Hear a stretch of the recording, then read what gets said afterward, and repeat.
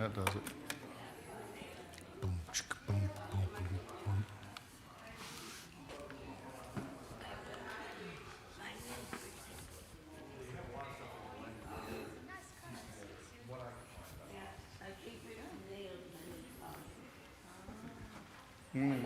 Morning, morning.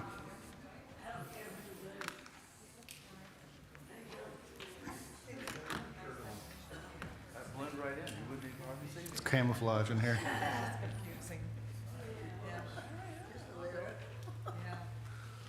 I think I might have got the screen too low. It is what it is. I'll fix that later. They did pretty well. They did pretty well for a long time, though, didn't they? They did, yeah, until our pulled his hamstring and was out, done. Just done. Don't know if the season or not. That happens. Injuries and transfer portal. Well, good morning. Welcome to class again. We're doing kind of our whole study is basically the environment in the New Testament. What's going on? What shapes people? What shapes the Christianity? What sets the playground for what we see? We're kind of looking into the philosophies and stuff, and we're going to address Gnosticism. I'm going to say it's probably 3 or 4 week study on Gnosticism. You think I gave you enough material? You gave me plenty, and I didn't even scratch the surface. I spent a lot of time trying to understand Gnosticism, and I tell you, most of the definitions didn't go too deep. It's kind of like, there's a secret knowledge, and we're going to keep that secret because it's our secret too. So Gnosticism is a very strange thing. So we're going to address that. My understanding of Gnosticism was different than what it really turns out to be. I believe that the Gnosticism was clearly in the New Testament called out the Gnostics as a sect of the Jews or whatever, and you would see, but I don't see that that's the case at all. And a couple of my understandings of basically being, this is what it's all about, wasn't quite what it was about either. So we're going to take a better look, and like I said, I would imagine we're going to do 3 or 4 weeks. Chuck's got a wealth of scriptures pulled out, and I think we could add to those even. So today, I've probably got 4 questions, to be honest. But the first one is, what is it? Next question is, where did it come from? Next one is, why should I care? And the last one is probably, what do I do? What do I do about it? Is it still here? What do I do to even filter out the Gnosticism from my own studies, beliefs, and understanding? So those are probably the questions that we'll address today. So, Chuck?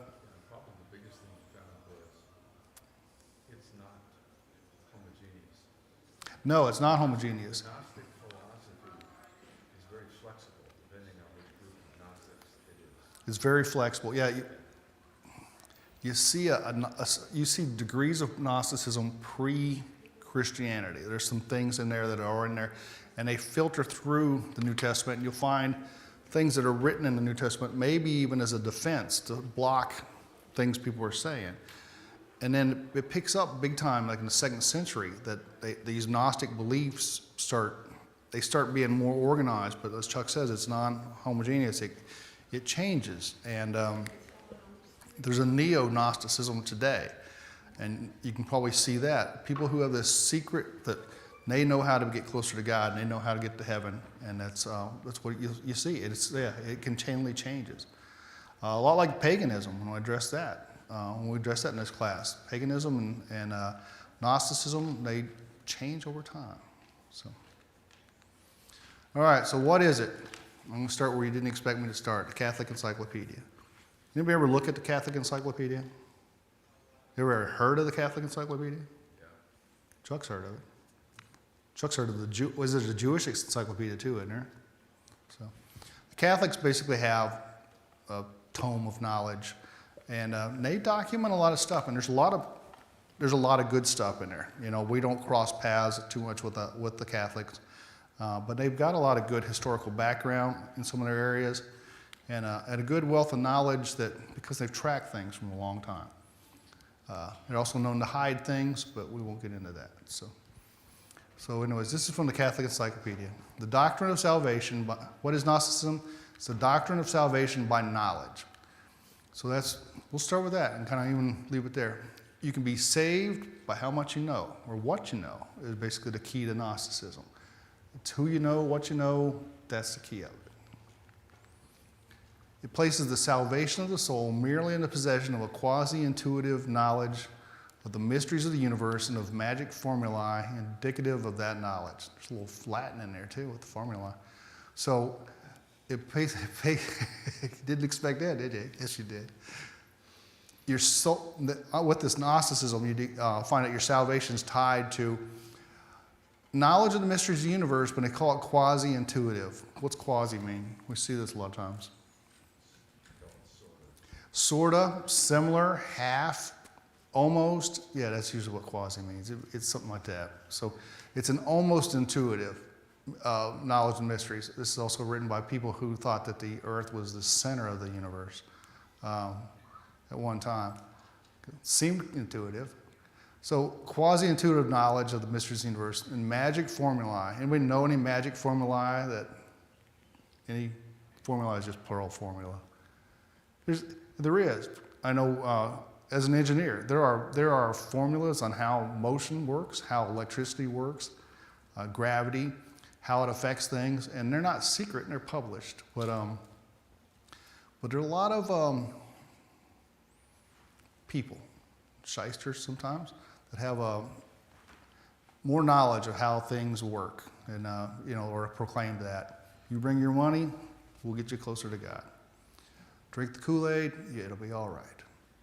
Gnostics were people who knew, and their knowledge at once constituted them as a superior class of beings whose present and future status was essentially different from that of those who for whatever reason, didn't know. So if you know, you're up here. If you don't know, you're down here.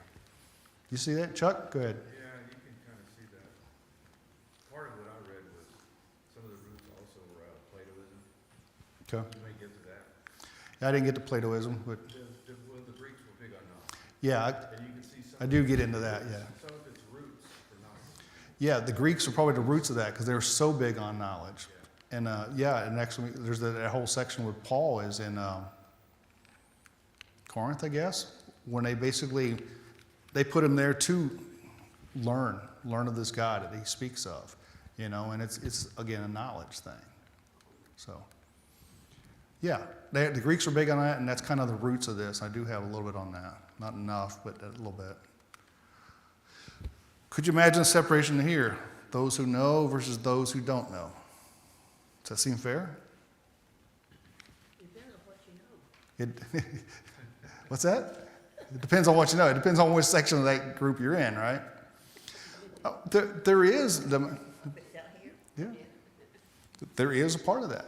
Those who know the gospel and responded to it, and those who are learning. There's a separation in there, and our goal is to help those who don't know to know, not we know a secret and you're not part of that.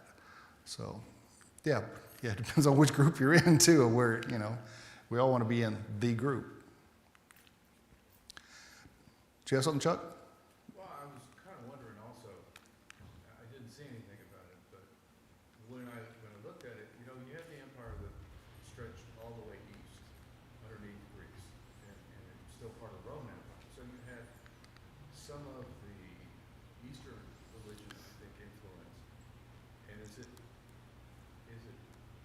Hinduism? That Yeah. has a caste system? Hinduism has a caste system. And there's superior class of beings, and then there's lesser beings, and I was wondering if it borrowed, it may have borrowed from that. It borrowed from a lot of stuff. It did borrow from a lot of stuff. Like you say, the Greeks are heavily with the knowledge part. I think your Eastern religion is the Roman Empire stretched clear to India. And India's mentioned in the Bible. There's, like I said, the mysticism type stuff. But yeah, the caste system, as where you are, and I think with the caste, different levels. You may be in this lower level here, but as you do well in life, who you treat well and stuff, when you come back to life, as you're resurrected, you may be in a higher caste. That's Brahman was the highest caste. yeah. What's that called? Brahman. Ramen. Brahman. Ra. Like the bull, like the cat, Brahman. Okay. Brahman. Brahman.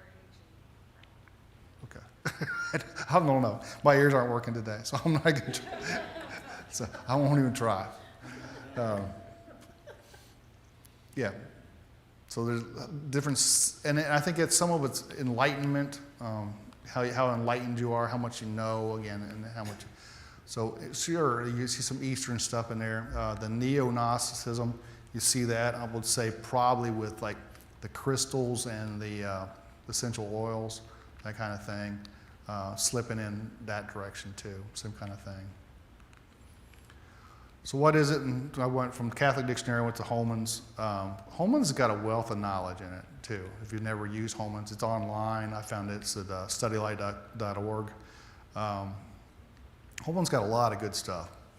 They're just a publishing company, but they do have a lot of good stuff. The Gnostics thought faith was inferior to knowledge. So anybody think faith is inferior? Knowledge will get me to heaven, but faith won't. Anybody believe that? No. Okay. The true sons, we shouldn't. The true sons of the absolute deity were saved through knowledge rather than faith. This was the feature of the various systems that gave the movement to its designation. They were the Gnostics, the knowers. Yet what this precise knowledge was is quite vague. It was more of a perception of one's existence that solved life's mysteries for the Gnostic than it was a body of doctrine. So what it really is perceiving where you fall, where you are in the world, where you are in the whole realm of time and space. That's how you solve mysteries, and you would be closer to God. The knowledge through which salvation came could be enhanced by participation in rituals or through instruction, but ultimately it was a self-discovery each Gnostic had to experience. So that's part of the roots of Gnosticism too. It's not really defined, but you might get better with some kind of a ritual. We talked about that with paganism. Instructions, go through that training to learn how to do something better. Ultimately, it's self-discovery. So your path might be different than their path, maybe different than my path as we get to this height of knowledge type thing. And that's kind of part of Gnosticism too. Does that make sense? Okay. Holman continues with, although I took a big long page and took out sections that I just wanted to show. Although wide variations existed among the many Gnostic sects in the detail of systems, certain major features were common to most of them. And those major features are the separation of the God of creation from the God of redemption, the division of Christians into categories with one group being superior, the stress on secret teachings which only divine persons could comprehend, and the exaltation of knowledge over faith. Like I said, we got a lot of scriptures that I know Chuck's pulled out, but there are a lot of scriptures that refute all these systems in one form or another. So the first one, a separation of the God of creation from the God of redemption. I'm trying to say this stuff in English rather than dictionary language. So their separation is the God that created the universe is not Jesus who came in 5 BC, came in the flesh. Yes, that's what I really want to say. Their theory is the God of creation is not the God that came in flesh and not the God that went back to heaven. They keep that separation. And part of that is that matter, mass, things that you can see and touch, at the end of time, it disappears. Okay, so they separate spirit and flesh, spirit and stuff.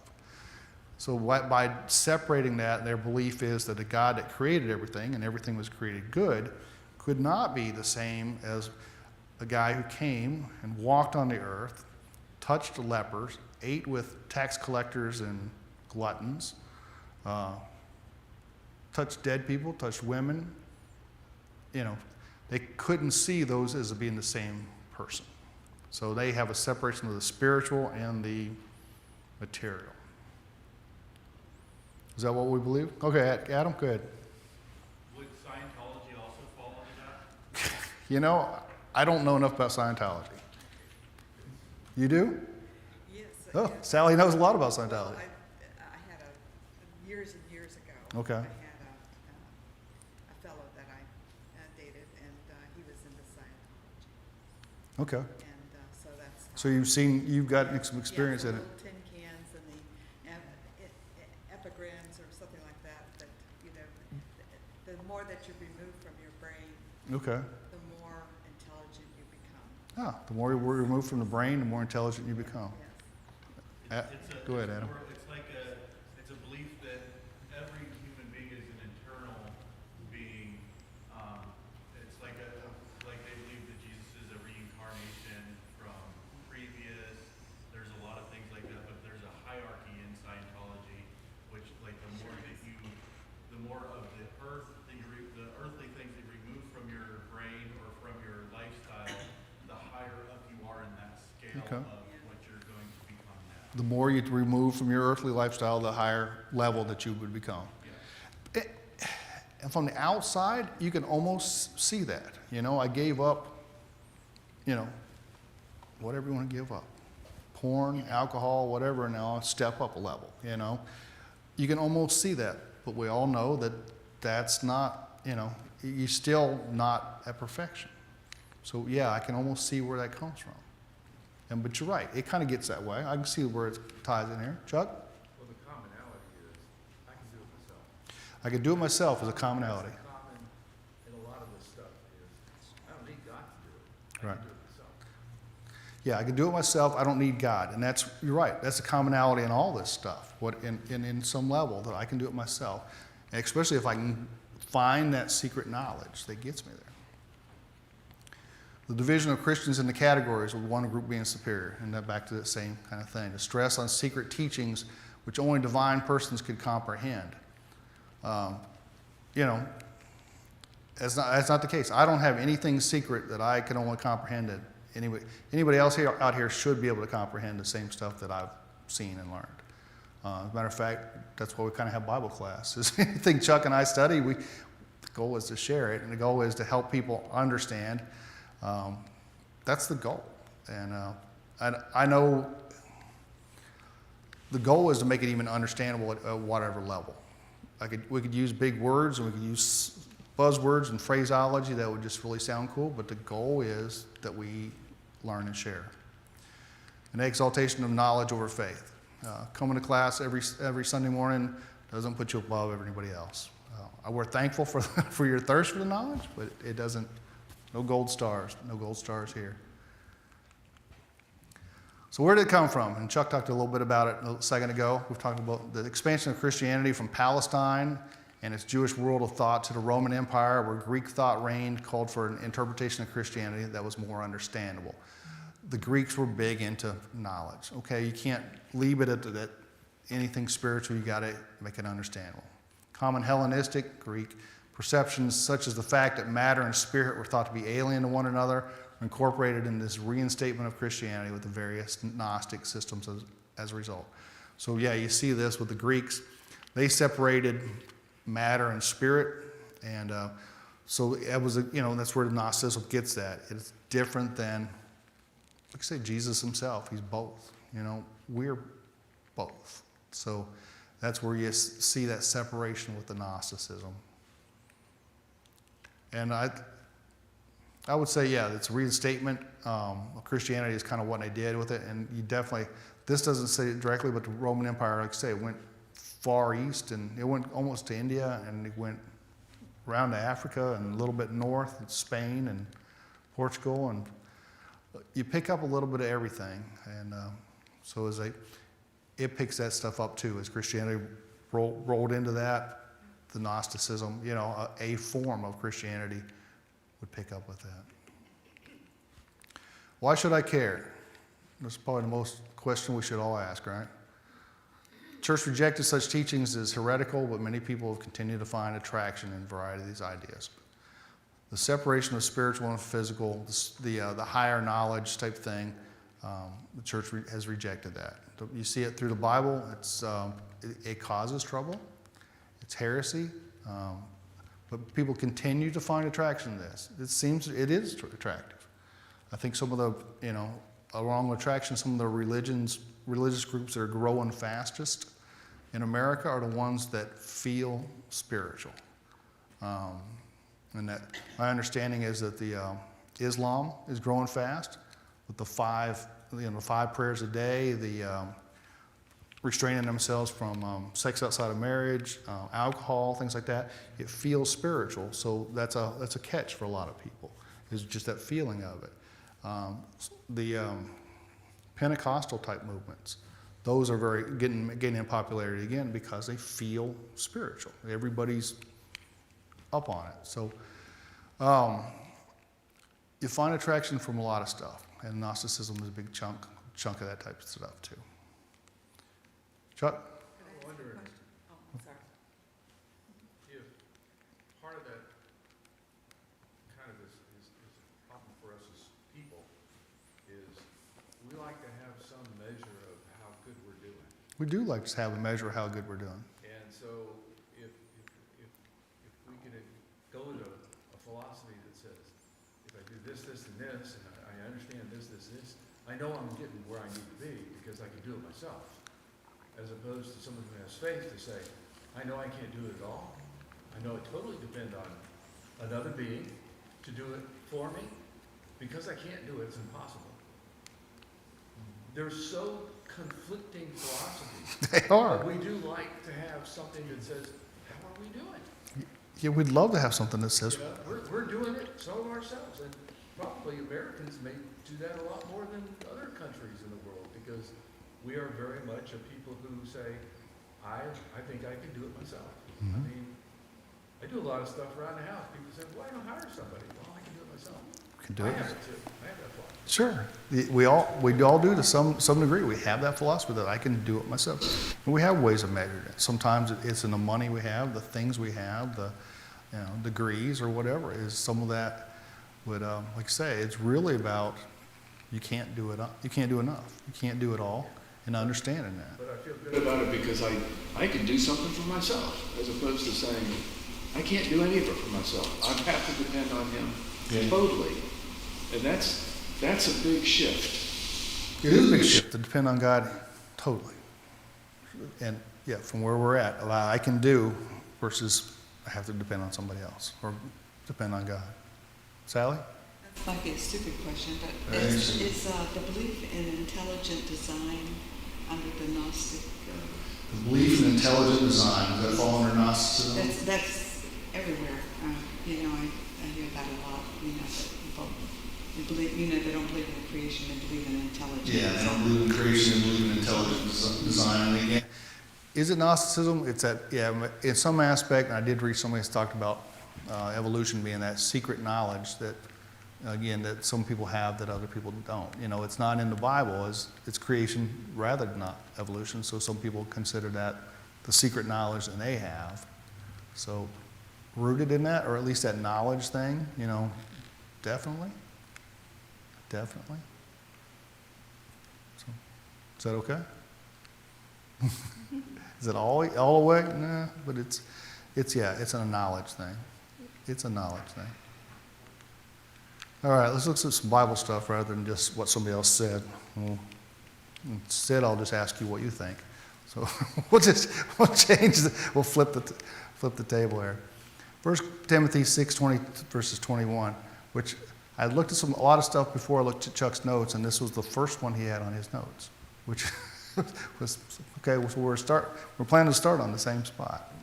Oddly, O Timothy, guard the deposit entrusted to you. Avoid the irreverent babble and contradictions of what is falsely called knowledge. For by professing it, some have swerved from the faith. Of course, there were no quotations in the Greek that this was written in. But they have included it in the English Standard Version, and a lot of the other ones do it too, just to show that that's sarcastic. We don't have a good sarcasm punctuation. Oh, we need one, definitely, especially with social media, but that's as close as we get. So, you know, but he says falsely, this is knowledge, you know. So, guard the deposit entrusted to you. Avoid the irreverent babble and contradictions of what is falsely called knowledge. For by professing it, some will swerve from the faith. So how do you think this, Paul's warning to Timothy here, how do you think this works against Gnosticism? The falsely called, I think there's a lot of times in the Jesus says, you know, have you not been listening? You know what I mean? It's the, maybe it's the sinful nature or what, but where we think that what we have on this earth is what we need to be smart about or what we need to be knowledgeable about instead of what happens after. I like that. I like that. We can spend a lot of, like you say, Jesus said, haven't you been listening? How many times he says, verily, verily, I say unto you, or he who has ears, let him hear. I'm about to impart to you real knowledge versus what you just heard from somebody down the road or whatever. Chuck? It was interesting because the amount of all the scriptures that I read through. And found so many references that if you understood maybe the perspective the writer was coming from, you could see Gnosticism in what he wrote. Ergo, what Paul wrote here in Timothy. He's fighting it. He's fighting it right here.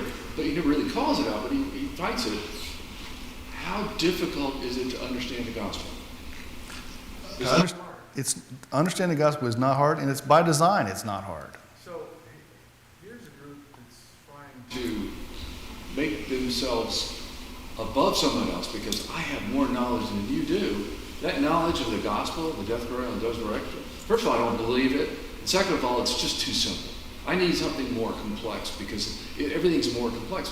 And it's talking yourself into being a whole lot more than you really are.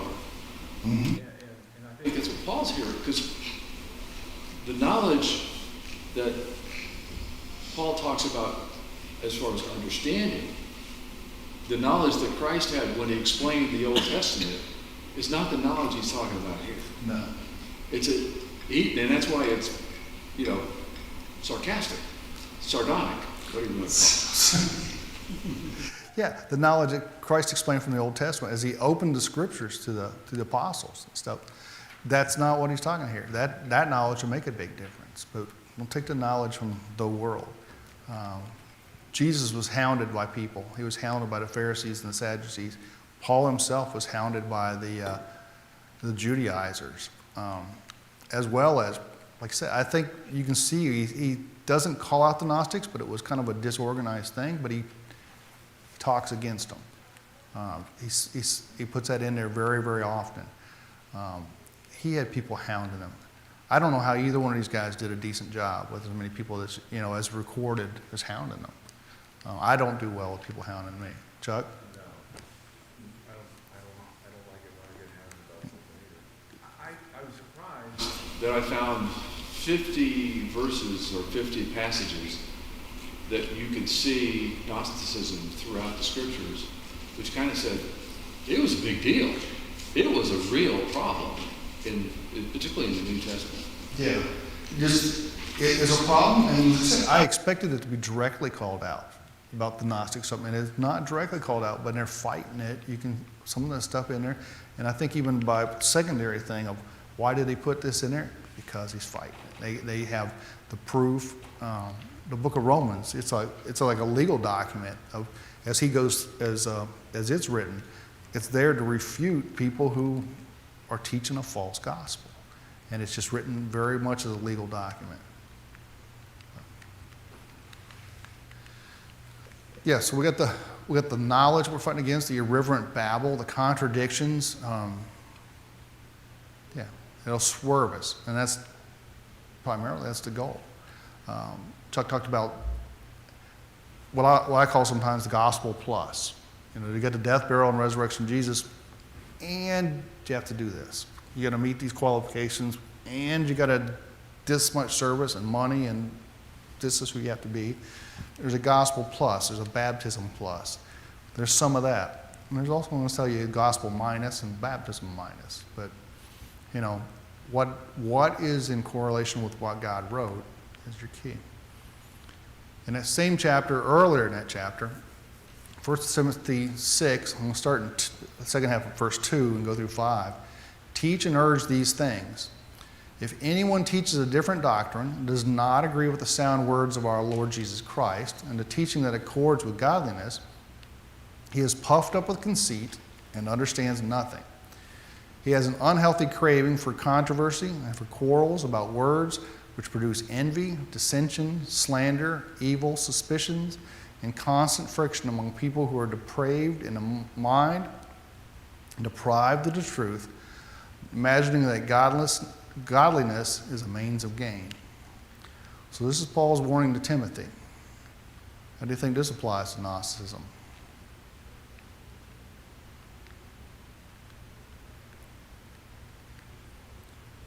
The first part of it, well, it tells them, if anyone teaches a different doctrine, and that's what the Gnosticism is, right? It's a doctrine of knowledge. If it doesn't agree with the words of Jesus Christ, it doesn't have a place. The teaching that accords godliness. And it says he's puffed up with conceit and considers nothing. So this guy has this knowledge. This Gnostic has this knowledge, and he's going to tell you. He's got this knowledge. It's worth money. It's worth everything in your life. Hear what he has to say.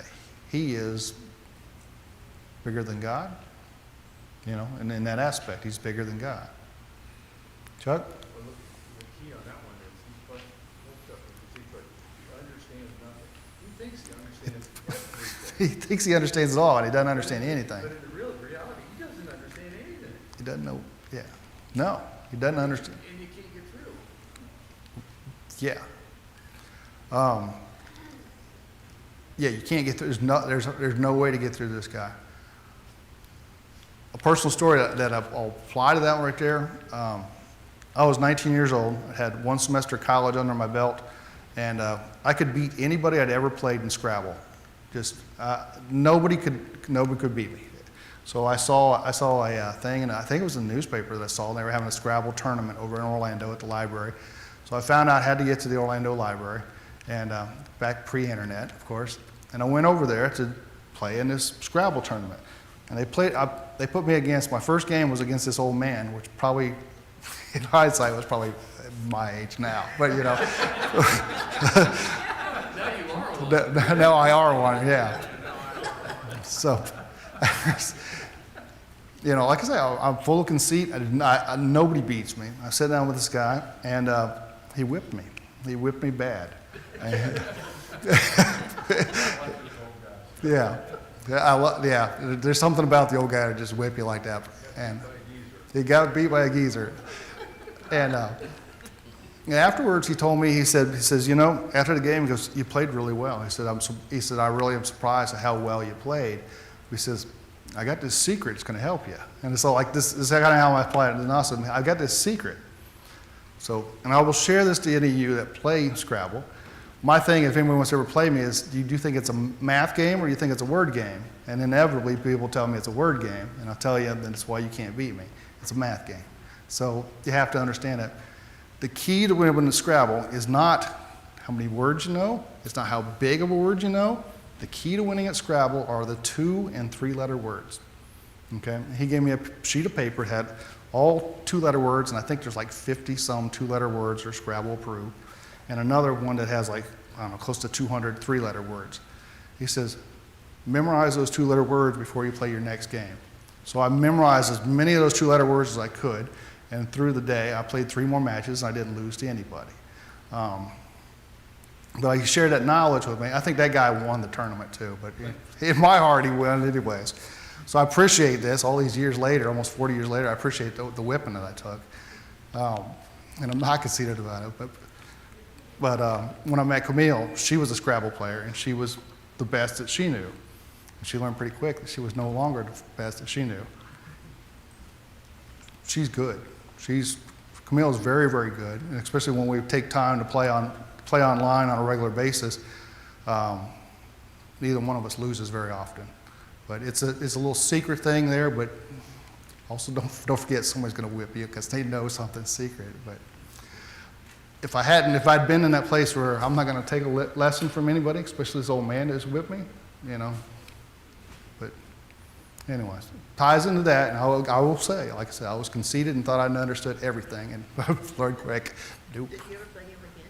No, I didn't play that guy again. I qualified for the state tournament, and I was supposed to go. There was like, I think 6 of us or 8 of us qualified to go to the state tournament, but I couldn't go because of college. But I would probably played him again.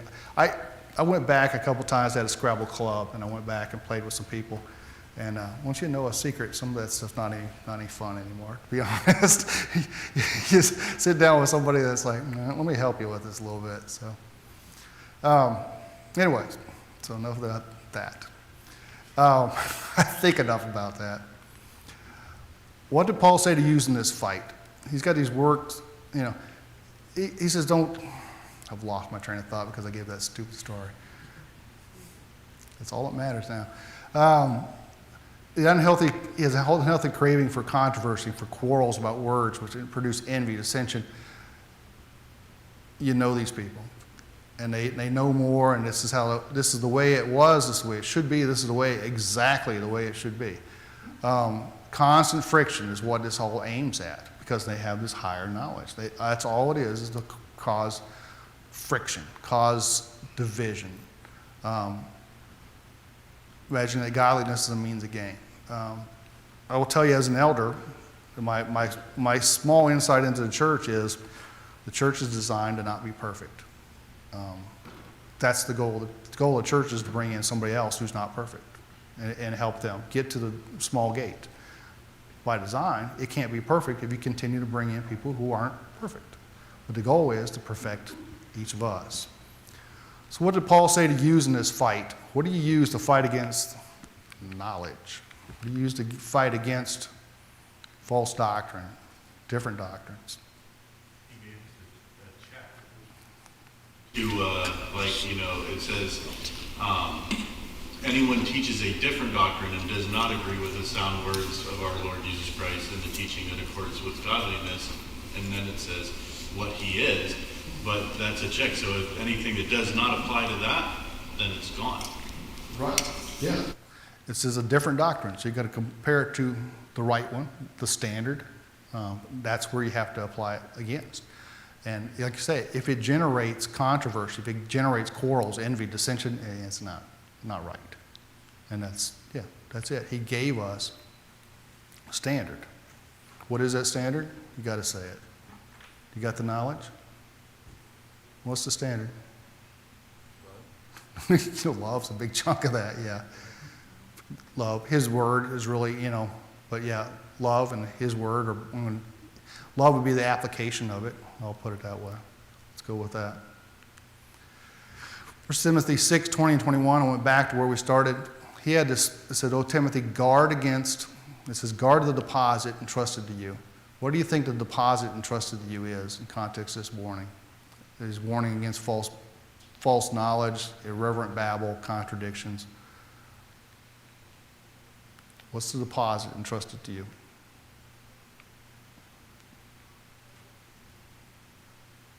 If he gave Timothy godly knowledge, that's one of the gifts. Mm-hmm. Paul was certainly an apostle if he did that. Yep. That would have been the deposit. I agree with it. That's the deposit. Understanding of God, the But- understanding of the plan and what God wants, God's will. The understanding of God, understanding of God's plan, the understanding of God's will. God, as with Paul as an apostle, he received that full thing. He passed it on to Timothy. Guard this. I've entrusted it to you. It's your job to make sure that everybody else, it's not secret knowledge.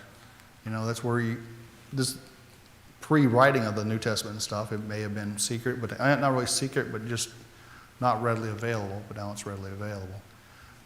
The deposit entrusted to Timothy would have been the knowledge of God, God's plan, God's will. He trusted it to him. Did I miss that? I lost a slide in there. Yeah, oh well, not enough knowledge. What do you think it means to guard the deposit? Guard it, keep it, preserve it, protect it, make sure it doesn't get changed. Make sure it doesn't be diminished. Make sure somebody doesn't, say, gnosticize it, would be what that is. Some versions use the word keep. Somebody uses protect in there. I think those are all good words for that. So keep, protect, guard God's plan. Colossians 3:8, "See to it that no one takes you captive by philosophy and empty deceit, according to human tradition, according to the elemental spirits of the world, and not according to Christ." So how do you think Paul's warning to the Christians at Colossae works against Gnosticism? He warns them, don't let somebody take you captive by what?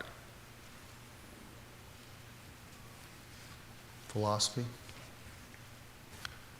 empty deceit, human tradition, really, elemental spirits of the world. It's a, It's human tradition. That one there is more the missionaries of that. That's human tradition that was incorporated into law. The elemental spirits of the world is what goes Gnosticism.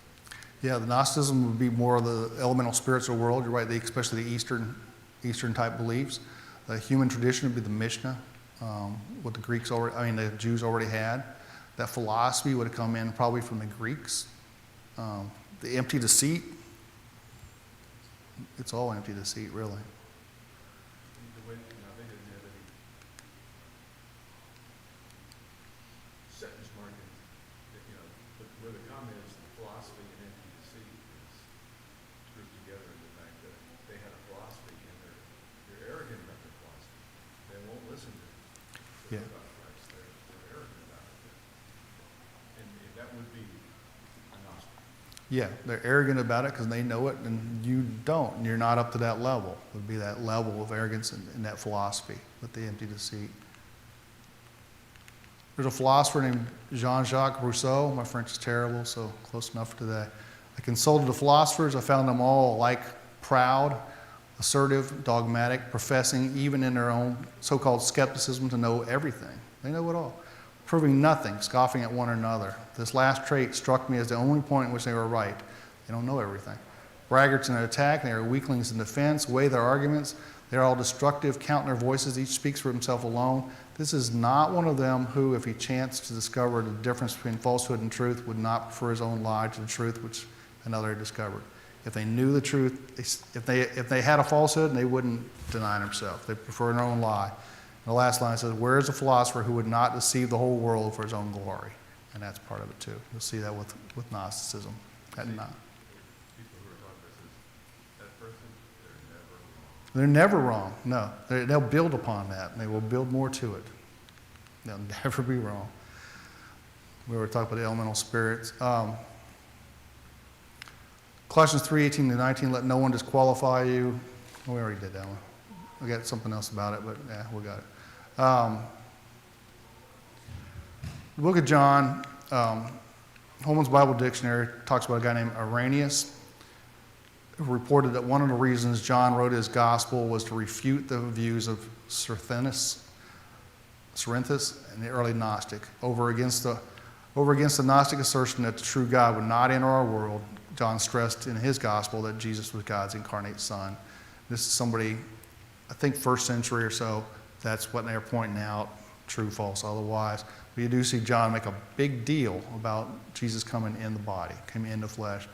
So you see this as first verses 1-5 of John 1. In the beginning was the Word, and the Word was with God, and the Word was God. He was in the beginning with God. All things were made through him. Without him was not anything that was made. In him was life, and the life was the light of men, and the light shines in the darkness, and the darkness will not overcome it. So it starts out with the God of creation. Everything's made through him. He calls himself the Word, but it's God. Down in verse 14, and the Word became flesh and dwelt amongst us. Uses the same description of God, the Word. And we have seen his glory, glory as of the only Son from the Father, full of grace and truth. So John links these two together. The God of creation and the God of redemption are the same. They're the same one. And that's where Gnosticism, does it address Gnosticism? That's one of their core beliefs, that they're separate. So it addresses that way. I'm going to finish off with 2 Timothy 3:16-17. All Scripture is breathed out by God and profitable for teaching, for reproof, for correction, and for training in righteousness, that the man of God may be complete, equipped for every good work. Where does Scripture come from? Where does the Bible come from? It came from God. He breathed every bit of it. Why do we have it? To teach us. Teach us to do what? Knowledge? Make us complete, right? It's not just knowledge. It's to make us complete and equipped for every good work. That's it. you can't be complete and equipped for every good work if God held out secret knowledge, because you would never find that secret. So there'd be no way to be complete and equipped. So we'll leave it with that. So, all right, Chuck will pick up with more Gnosticism next week. More knowledge. That's knowledge. Thanks for joining.